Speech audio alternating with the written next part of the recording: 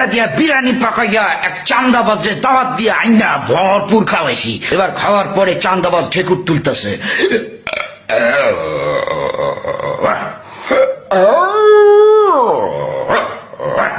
আমি বললাম কিরে কি খবর, কি খাইছস, কেমন লাগছে খাবার, ভালো ভালো ভালো, আমাকে পেট ভরে খাইছস, বাহ তাহলে মন খুললে একটা হাসি দে, এবার হাসে।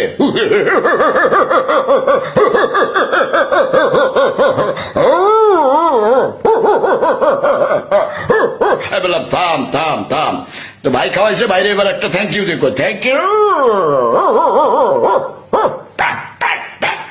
Thank you.